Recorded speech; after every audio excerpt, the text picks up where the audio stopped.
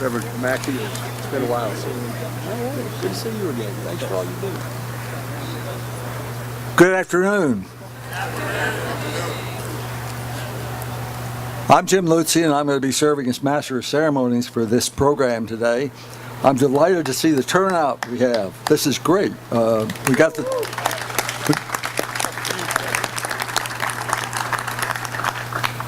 So we chose today to do this groundbreaking for three reasons.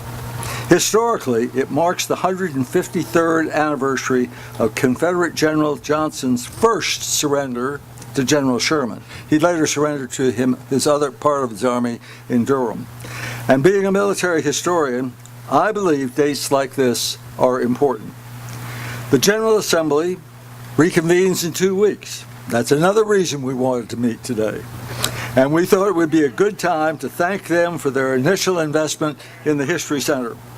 And we knew the weather would be perfect because we have members of the cloth in our delegation here. So I told him before that he is in charge of weather, so he gets high marks. Thank you for being here. Some of us started working toward this day more than a decade ago, when Senator Tony Rand and our wonderful Cumberland County Legislative Delegation secured the first $1 million for funding that began the planning for this new History Center.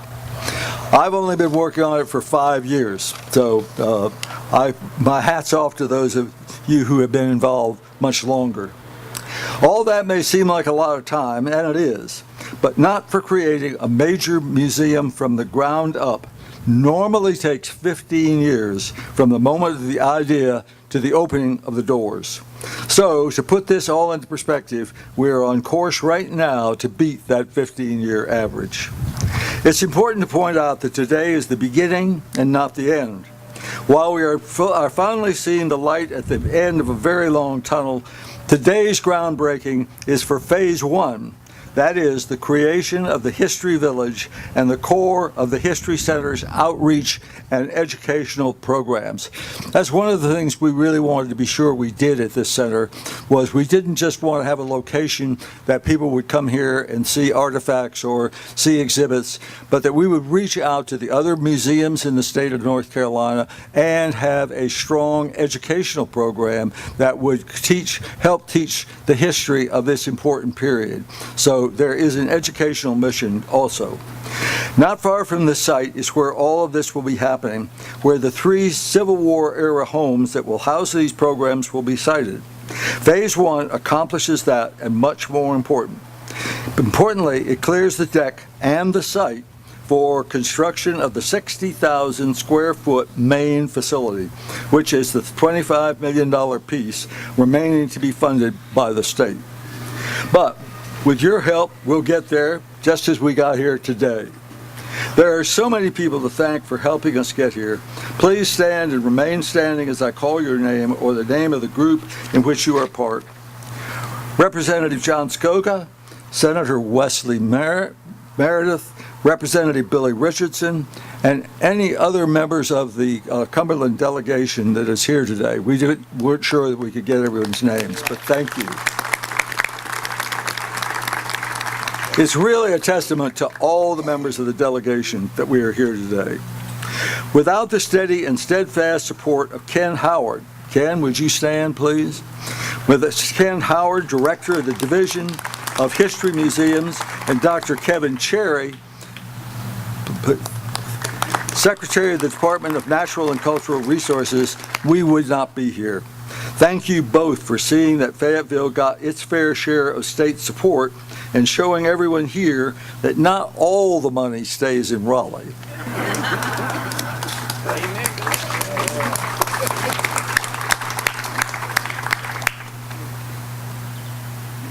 I also want the mayor and the city council and staff of the Cumberland County Commissioners to stand.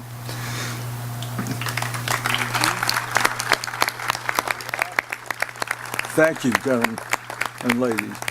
It is rare that an opportunity like this, from either an economic development or educational perspective, comes to a community like Fayetteville and Cumberland County. We thank the leaders of both the city and county for their support, which has been unanimous to date in the several votes that have been taken. We also want to thank and ask the members of the board and staff of the Cumberland County Foundation to please stand.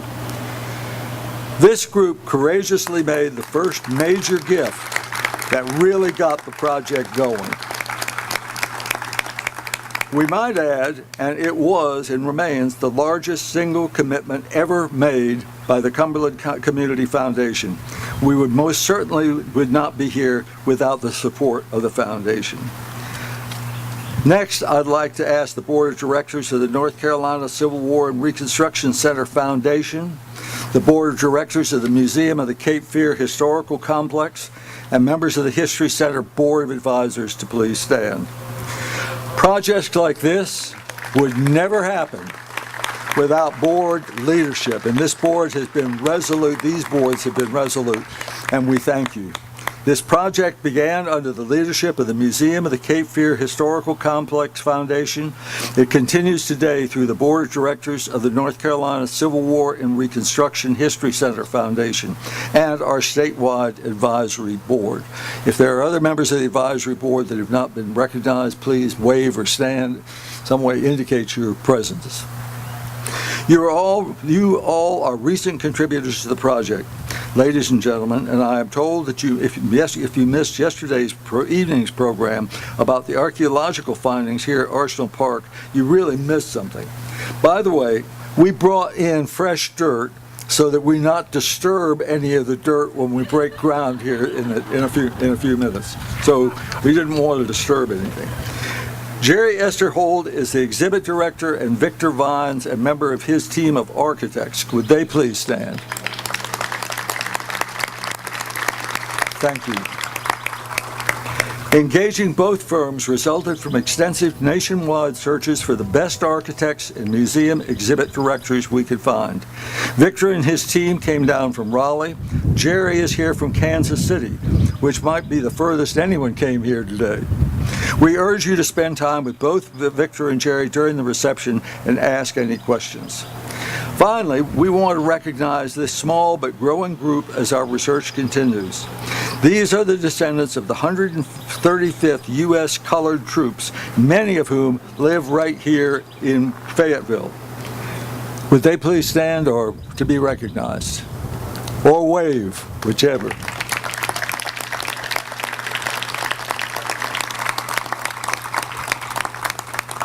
Amy and Jay Bauer helped organize this, and they're here as well, I believe. Okay? Finally, this 135th U.S. Colored Troops Regiment was almost lost to history, but for the work of Amy and Jay Bauer of Goldsboro. The History Center is dedicated to telling the story of all North Carolinians and was proud to have partnered with the Bauers in helping to track down many of the living descendants of these soldiers. These are colored troops that served in the Union Army.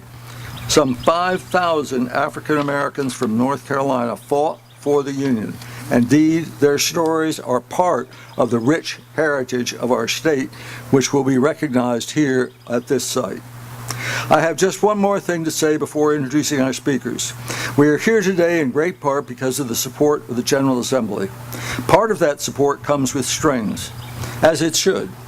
We need to bring $2.5 million in new cash, not pledges, but cash, to the table in the next 15 months, or it is highly unlikely the state will feel the need to provide the matching monies to complete the project. No match, no money, or worse, no additional state support. I'd be remiss if I failed to mention that. Now to the introductions. None of the speakers we are honored to have among us today needs much in the way. An invocation. Oops, okay, sorry. And for the invocation, the Reverend Aaron J. Johnson. Reverend Johnson, do you want to hand the microphone?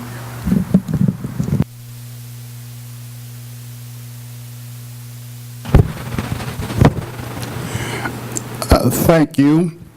Y'all forgive me for sitting. Old age has caught up with me. And will you join me in prayer? Almighty God, we thank you for being God. We have come together today to break ground for Civil War and Reconstruction Center. We come here from many backgrounds and experiences. It is a time for healing.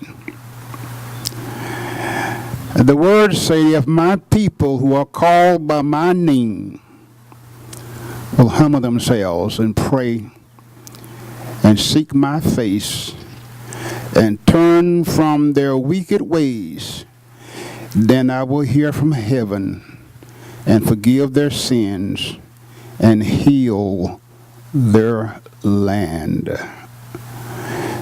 God, it's time for healing. We come from a period where there was brokenness and disunity, but today we come with unity, asking your blessing, not just for the moment, but to thank you from where you brought us from. And we don't believe that you brought us this far to leave us now. All of those who are here, who have worked so hard across the years to bring us into this day, as we break ground, we bring to bear a new order, a new day. We humbly ask you to bless America, our land. God bless America, the land that we love. Stand beside her, lead her, and guide her with the light from above. In union, let us all say, amen. Amen. Thank you.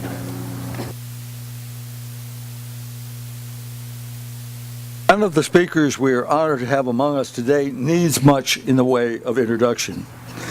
Our first speaker comes to us on the heels of a highly successful capital campaign for the university he has led for nearly 10 years, which just hosted on campus last week one of the nation's premier historians, Henry Louis Gates, Jr. Indeed, as a product of the Reconstruction era, Fayetteville State University and the Civil War Reconstruction History Center are joined at the hip. Chancellor James Anderson.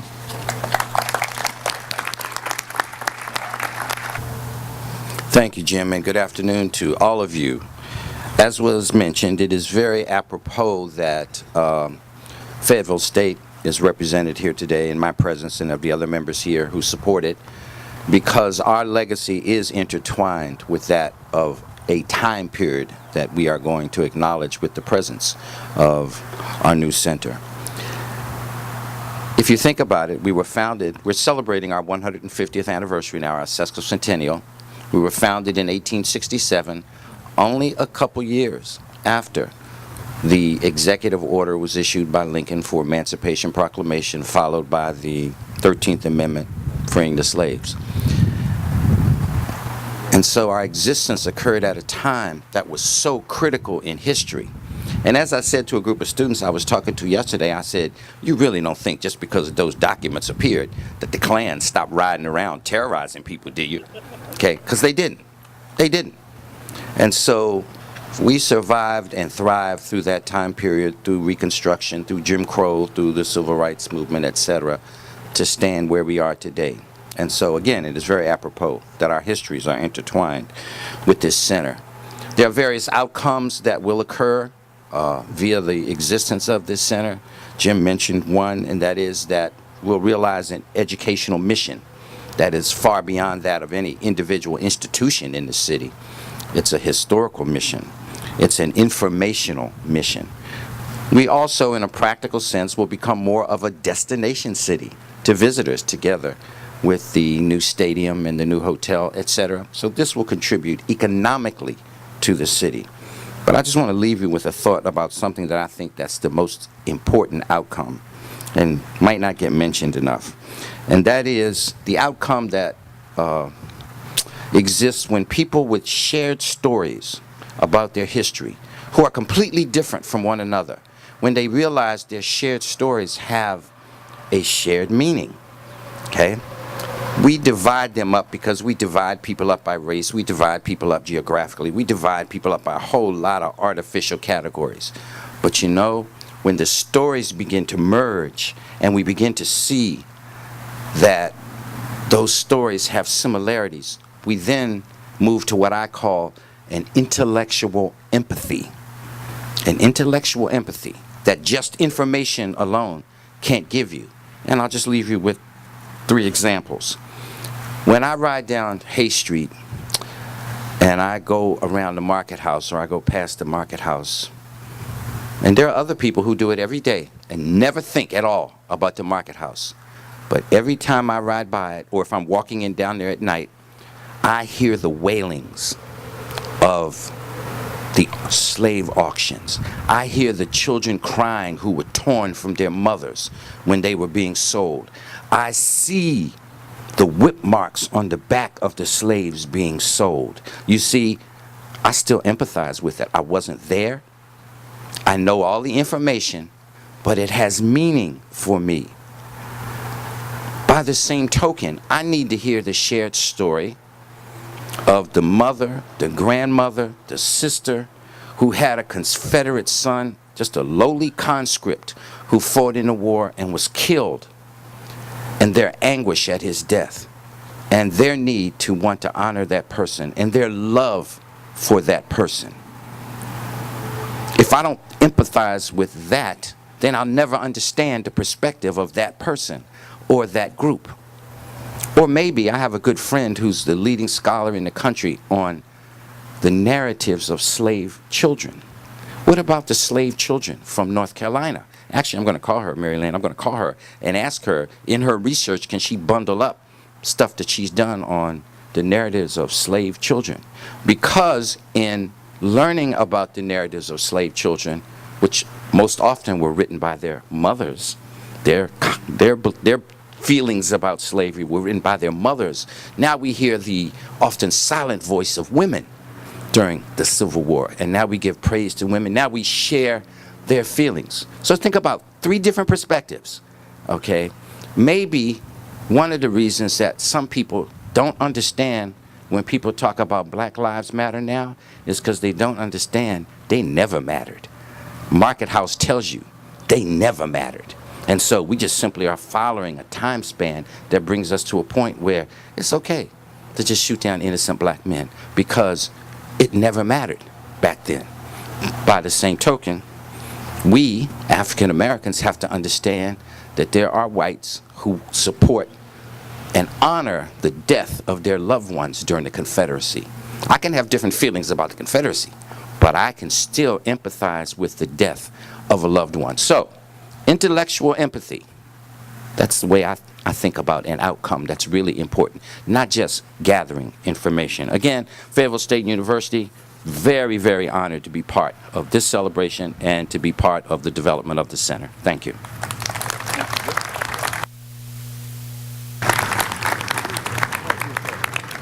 Very thoughtful remarks. I should say I skipped over something in the program in the excitement of the day. We need to say a Pledge of Allegiance to the flag, and this is the one flag, the U.S. flag, that we now all honor.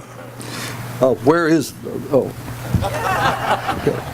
I pledge allegiance to the flag of the United States of America and for the republic for which it stands, one nation, indivisible, under God, and it's for all. Amen.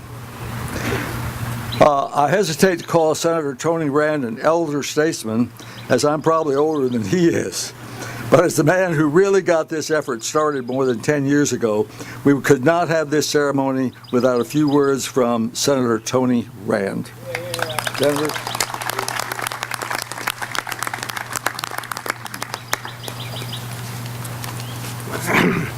Thank you very much, Chancellor. Y'all have to excuse my voice. I am getting old.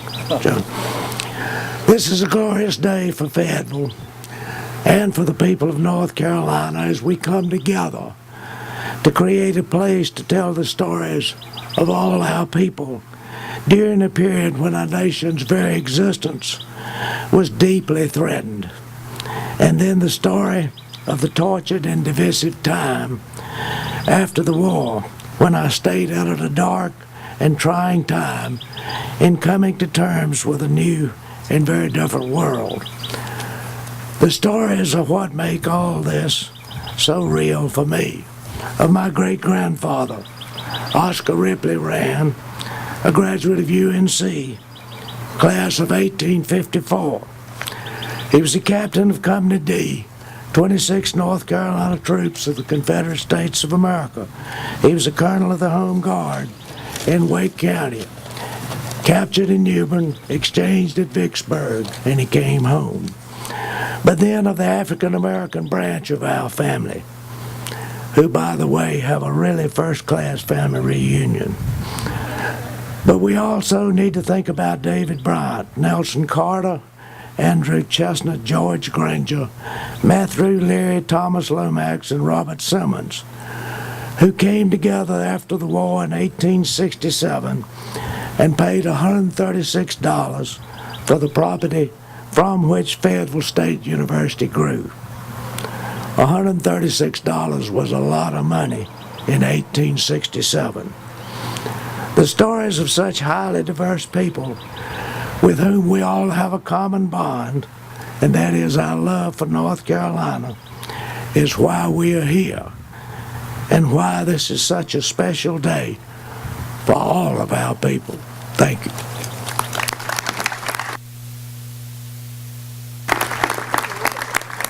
Thank you, Senator Rand. Our next speaker is also an early and steadfast supporter. She's the first African-American woman to hold the post of Associate Supreme Court Justice of North Carolina, and is presently the Vice Chairman of the United States Civil Rights Commission. Would Patricia Timmons Goodson please come forward?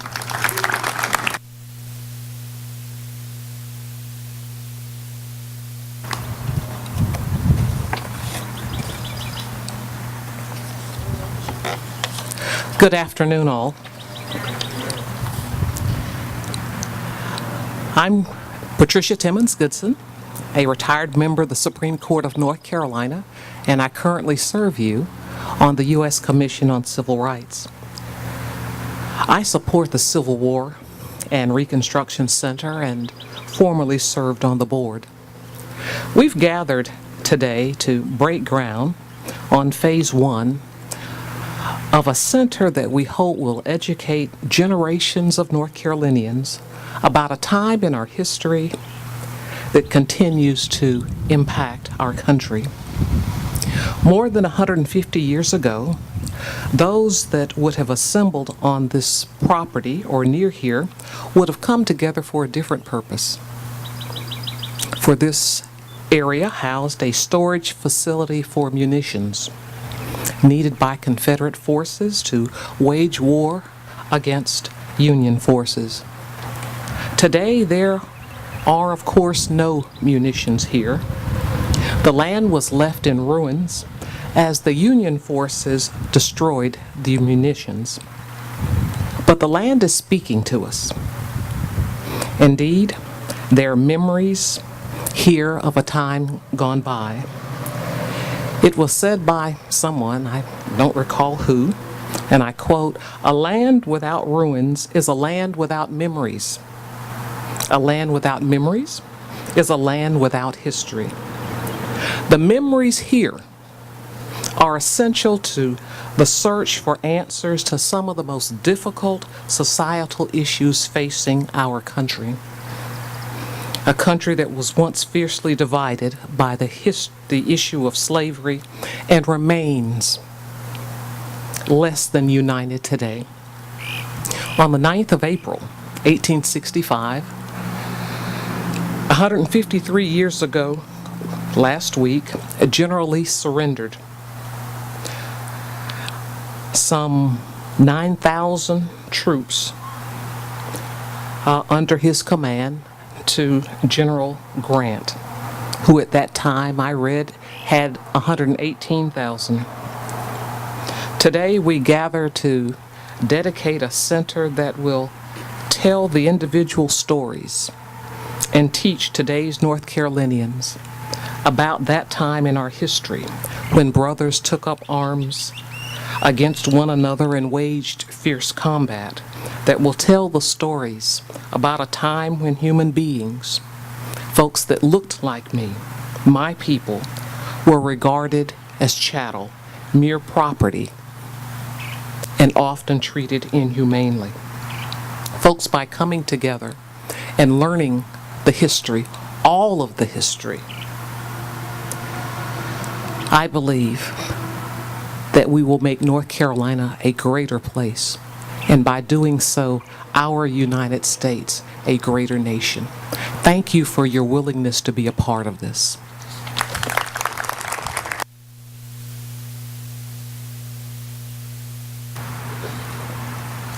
Thank you very much, Justice Goodson, Judge Goodson, Timmons Goodson.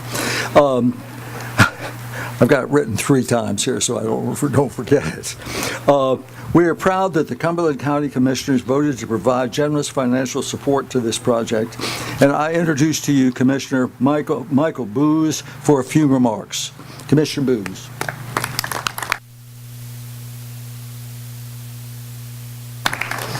Good afternoon. I was very moved by Chancellor Anderson's remarks, especially you hear it a lot that if we really look around of how different we are, that's easy to find. But if you start talking, not just looking, but if you start talking, you'll find exactly how common and how much in common we all have. And then the stories that he was talking about, that once you hear the stories, you'll find common threads in them. And as he was speaking, Justice Timmons Goodson looked over at me and she said, Booth, none of those stories. Pat and I have known each other since the late 60s and early 70s. We were in high school together, and I think she was a little worried about some of those stories today, but call me, my number's in the book. Anyway, good afternoon. I'm honored to be here on behalf of the Board of Commissioners with my fellow board member Jimmy Keefe, who's seated here on the front row, to offer greetings and congratulations from all the citizens of Cumberland County and the remainder of our board. We want to welcome former North Carolina Governors Jim Hunt here, and James Martin, who have given decades of their life and their service to not only Cumberland County, they've always been very good to Cumberland County, but to our entire state. Cumberland County and North Carolina are rich in history. Cumberland County is probably the richest history packed county in the state. We are just a few feet away from the signing in the American Revolution of the Liberty Point Resolves in 1775. I think Senator Rand can probably tell us, I think we missed out being the capital of the state by 1 vote. I'm not sure if that was a Democrat or a Republican, but it was probably a gerrymandered line, and he probably shouldn't have been there in the first place. This community is home to Fort Bragg, the largest and certainly the most important military base in the world. We are proud that Cumberland County will be home to this education center that focuses on telling the full story. The story then and the story afterwards about the Civil War, the impact it had on families, all involved families, and the reconstruction and healing that has followed. It was over a year ago that our board voted unanimously to endorse the Civil War Center and made a funding commitment. And if you know our board, getting a funding commitment from this crowd is like pulling teeth. We have this commitment with also our legislation, several of them are here, you've seen those earlier, and also the city of Fayetteville. So this is a common story, a common future for all of us. We believe this project will also, as been said, be an economic catalyst to attracting visitors, creating jobs, and spurring other development. Today, we take a step forward in learning about our past, celebrating our future, and promoting unity. Thank you very much.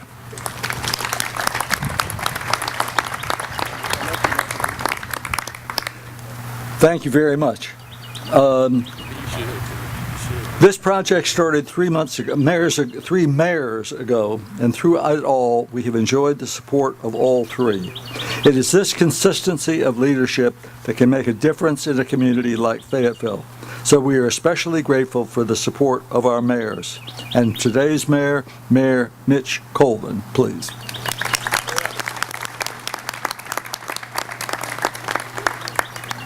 Good afternoon. Certainly before I make any remarks, I would like to ask any members of the Fayetteville City Council to stand. These are my team members, Councilman DJ Hare, Councilman Johnny Dawkins. Can you give them a round of applause, please? What an honor and a privilege it is to be here to stand before you today with such a wonderful project. And I have to admit, standing as the second African-American mayor of our city in over 250 years, this was a difficult project for me to embrace initially. I'll give you just a brief personal story. Over nearly 160 years ago, my grandmother's grandfather, Sam Melvin, was sold right at the market house. Him and his sister and a brother. And that family was split. And years later, we found the descendants of his brother, but never found the descendants of his sister. So this is a personal experience for me. And as I talked to the board over the last few council sessions, as it was time for us to either support this project or to give our reservations, I was very candid with the board members and said, listen, Civil War is not a pleasant time for me and my community and for my family personally. But it's important that we make sure, they said, well, listen, this is about a lot more than the Civil War. This History Center will tell this story and that story. And I said, well, it's important that you make sure that you communicate that. And the addition of the Reconstruction not only talks about the Civil War, which divided us, it talked about the period that we were put back together. And so as we look at this museum today, as we turn the page, as we see that by the grace of God, a lot of things are possible, that I stand here, particularly on the shoulders of a lot of people and a lot of stories that will be told in this museum, it's important for us to know that after today, after this wonderful ceremony, we have a lot of work to do. Me and my colleagues on council and the commission and the state representatives have the obligation to educate our community, to educate our constituents, to let them know that this is something that will bring us together, not to increase our divide. And so today, I'm happy that we're here today. I'm happy at this point. I had a great conversation with the education governor, Governor Hunt, who said, listen, we're going to tell the story about the Reconstruction. A lot of facilities talk about the Civil War, but this will be different for the Reconstruction. So I look forward to the putting back together and let them know that we're one city and one Fayetteville. God bless you. Thank you.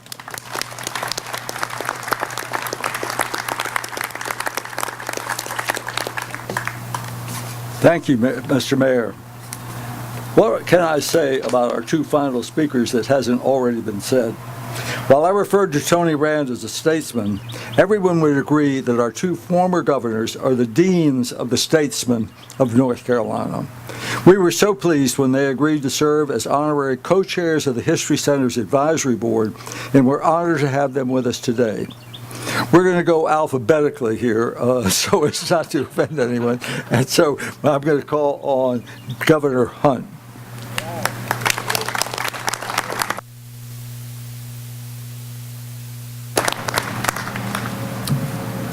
Well, thank you very much. I am really pleased to be here. And I am pleased that all of you are here.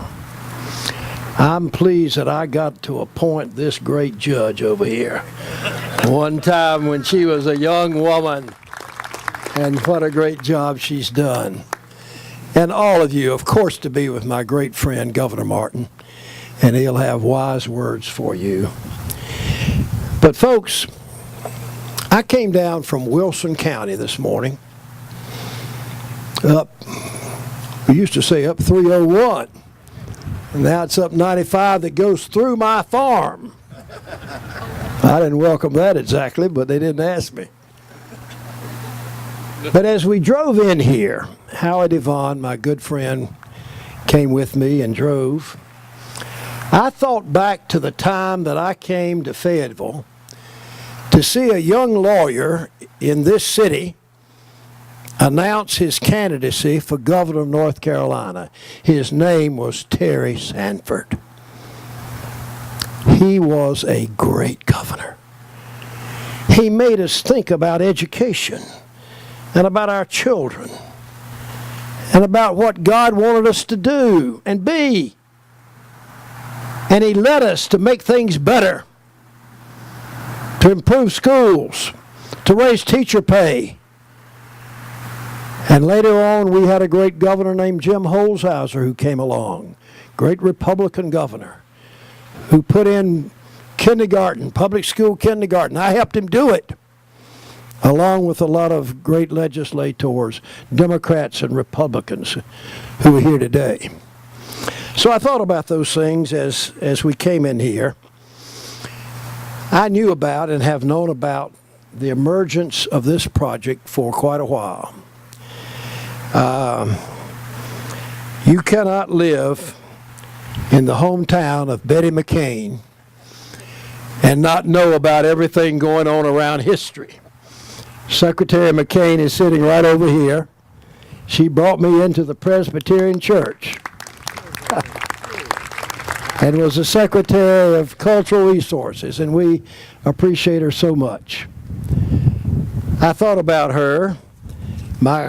Happens to be that the editor and the owner of my newspaper is here. His name is Morgan Dickerman. Morgan, I don't know where you are, right over here. He's a man that keeps these things on our mind, and I'm proud to be here with him and with all of you. Folks, I don't know if you are aware of what a special thing you're going to have here. When I first heard about this, I was not aware of it. But you are going to tell the story of our history, and you've heard it referred to here by our great chancellor and by the great justice and others. We are going to tell the story of what happened in America. Yes, the story of the Civil War will be told here. There are a lot of Civil War museums, and I'm sure they're all good. That will be a big part of this. But it will also be a place where we're going to tell the story of Reconstruction.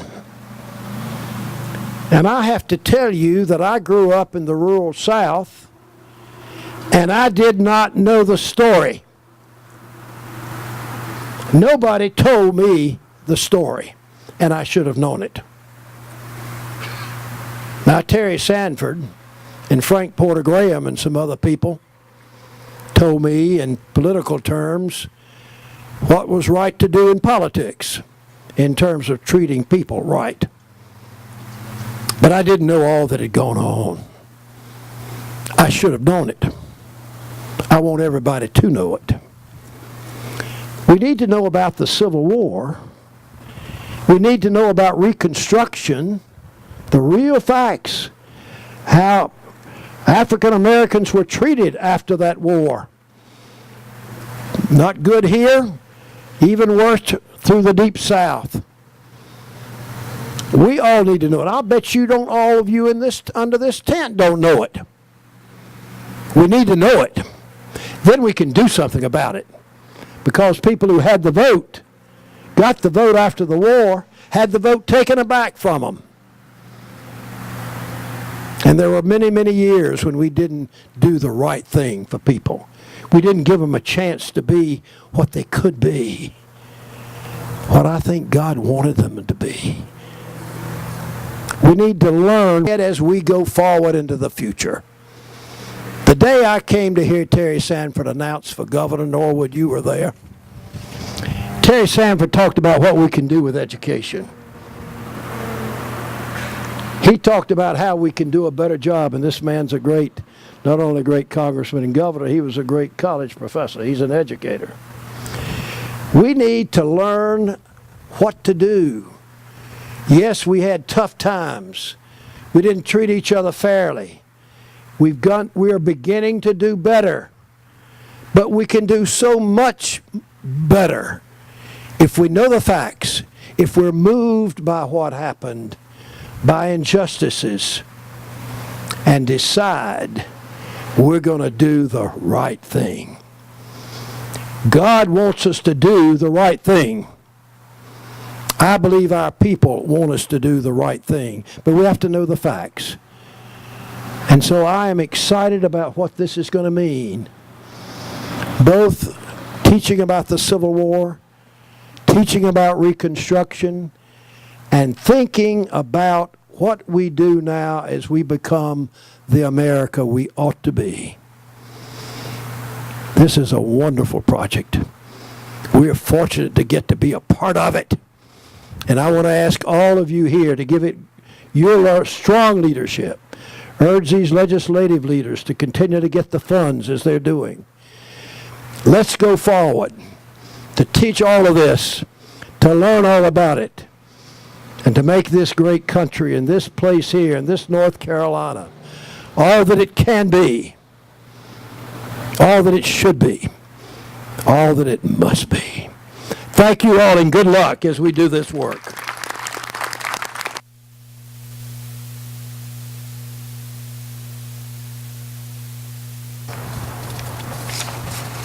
Thank you very much, Governor Hunt, for those inspiring comments.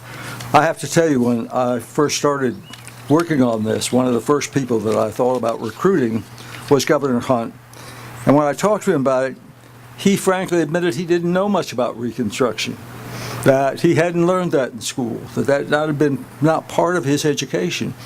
And so he became interested, I think, in primarily because we're going to deal with Reconstruction and are going to give it due credit for what it was and how it affected the lives of millions of people in this country. So thank you very much, Governor Hunt.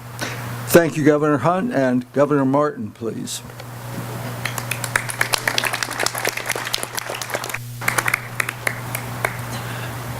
Thank you, Chancellor Luzzi. Ladies and gentlemen, distinguished speakers who've educated us so much this day, especially my former Secretary of Correction, the Reverend Dr. Aaron Johnson. Governor Hunt,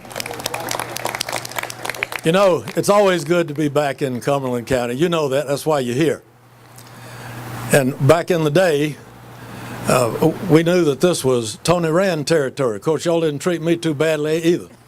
And Tony, I'm sorry about this pollen getting in your throat because, you know, he's made a number of speeches. I'd rather hear him speak than eat. I've heard him speak, and I've heard him eat. There's no comparison. You know, sitting here, that's an old one. He's heard it a dozen times. But which is true of all political jokes, you know, just make the rounds. So in conclusion, you know, I've learned so much listening to all of those who've spoken. It occurred to me this morning as I got up how I realized how sensitive sometimes we can be about little things. I went to the closet and was getting dressed, put on my shirt, and picked out a nice gray suit. Then I realized, maybe that might send the wrong message. So here I am in my union blue, not my union suit, that's a different story with my union blue. But I did wear a little gray, just a little touch. But that also means, that like the late great congressman from Arizona, Mo Udall, used to say, we've sort of gotten to the place where everything's been said, but not everybody said it. So it's my turn. And I have to add a little something here to the gathering.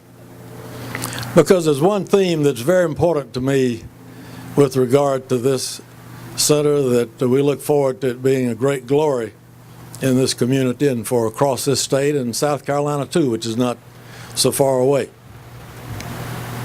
It must be our commitment and our ardent prayer that this facility, its staff, the research that's done here, the collection of exhibits, the community programs, the interaction with others across the state and across the nation will, to the best of our ability, be an instrument of healing to our part of a divided country.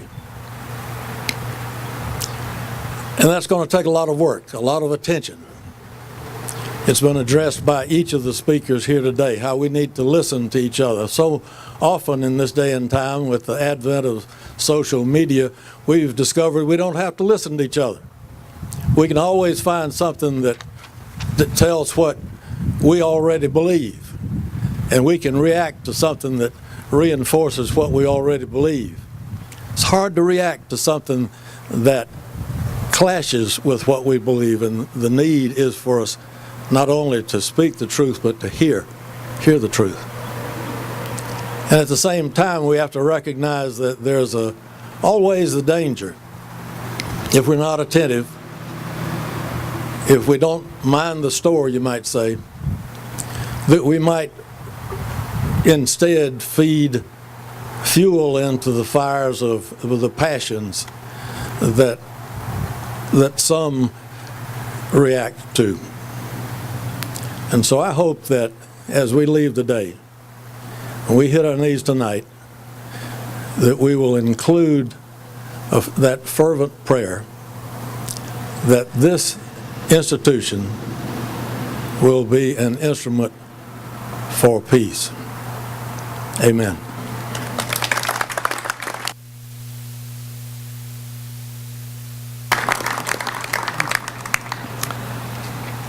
I have to say, Governor Martin, I'm sure, has forgotten, but I have always viewed him as a man of compassion and understanding. Because on the first day that I was chancellor at UNCW, one of my assistants came in and said, "Oh my God, we just got a call from the governor's office. Someone on our staff wrote a letter to the governor protesting the way in which our pay was going to be adjusted, that there was going to be an extra day counted in the month and we weren't going to get paid for that. And she wrote it on university stationery." I thought to myself, well, this is my first and last day as chancellor in Wilmington. I may as well enjoy it.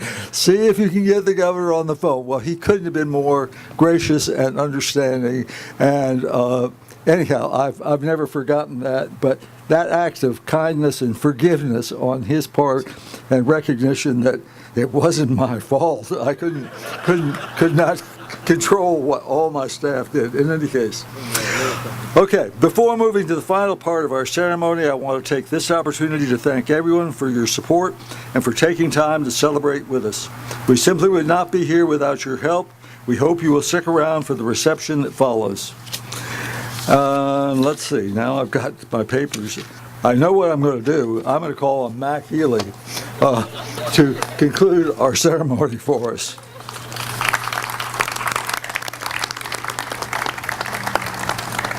Thank you, sir. I do want to say first thing, Governor, we understand the pain of running a highway right through one of your dear properties. Been there. I want to thank you all for being here. My main role is to talk about what's going on. This is phase one. Now, I know I was born in Detroit, Michigan. I'm not the brightest, but that does mean there's a phase two. And a lot of people have talked about it. Our job's not done. So what's phase one all about? Phase one, if you see around you, is moving 3 historic sites that are on the property now and becoming basically a village down in this end. This will be our education. You'll look, and right here is where the Arsenal House will go. Those of you that don't know, the Arsenal House is that small building up there that's falling down and put up with sticks and everything else. We will preserve that and move that right to this site. And that'll be for support programming of the center. The Davis House, again, which is the big building that's really falling down up there, that will be moved down here, and that's a crucial part. That'll house a digital education outreach facility and a state-of-the-art distant learning. You've heard it from our speakers, but that's a key element about what we're doing. If people can't come to Fayetteville as much as we want them here, they'll be able to access us over the internet. And it's not just for North Carolina students, it's people all over the world who are going to go online as they're being transferred back to Fort Bragg, and they'll say, where do I want to live? And they'll say, wow, Fayetteville's a progressive community that doesn't mind answering the tough questions. So Davis House will be right here. Over here, is going to be the Culbreth House. And that'll be the Center for the Study of North Carolina Civil War and Reconstruction in North Carolina. And it's in a partnership with Fayetteville State, UNC Pembroke, and UNC Wilmington. Again, this is all about the education of the process. Right behind you, you'll see a picnic pavilion. That's going to be, all of our buses will park back here. The main center is that area up there in the front. If you didn't see it, that's the big taped off area. That's where the actual building will be. There's a model right here as you leave if you want to take a look, and it diagrams all this out. But the picnic pavilion will be right there where we'll have school groups and families. Along that side, right next to the ruins, and there still are ruins, is going to be a boardwalk where people can walk up close to the actual site of the arsenal and get a feel for it and actually see the ruins.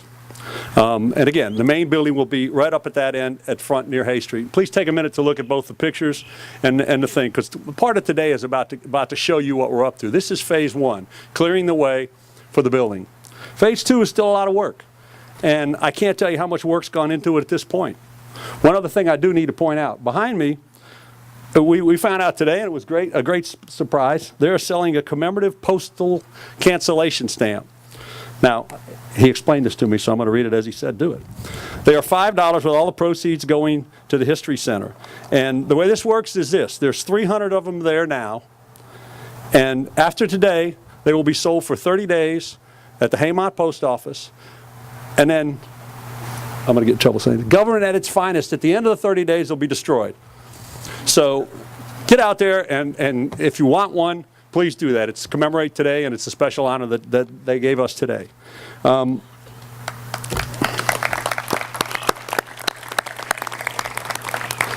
also want to point out that there's so many people to thank. You have to be careful at an event like this. It turns out to be like the Academy Awards, and you're just thanking your grandmother and everything else. But one group I do want to make a point is that the local board here stepped up and sponsored this event. So the money that you all have donated to the History Center is not going to this event. That was stepped up by the board, and I do appreciate your support on that.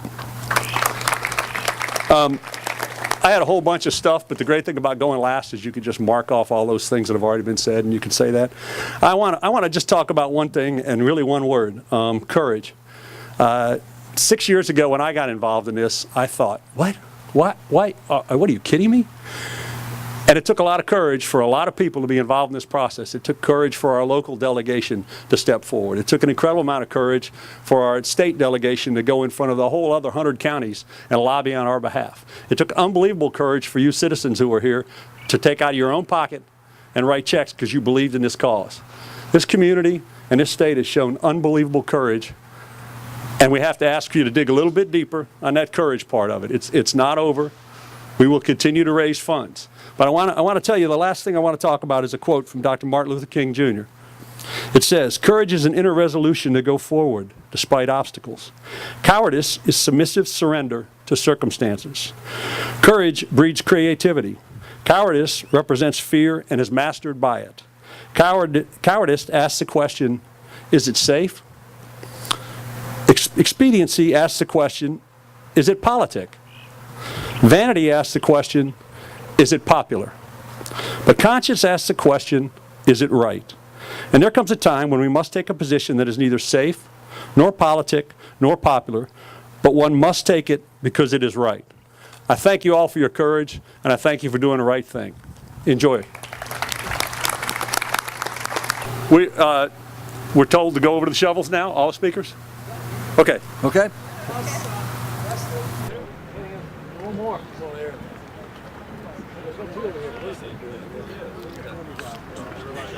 Got two shovels over here. So you got to get this way. Excuse me. Go ahead. You got priority over me. Mary Lynn's down there. That's why I moved. Okay. Let's do it on the count of 3. And we're going to do a double dunk. We're going to shovel some dirt. Do it twice. We're going to do it twice. We'll leave dirt on the first one. I promise. 1, We got to get in position. 2, 3. Hurrah. We're going to do it one more time. Where's our WRAL guy? He's right here. You okay? Orchestrating. This is good. All right. 1, 2, and 3. Perfect. Thank you. They want to do another one. Folks, don't put your shovels back there and grave for you to take home. Wow.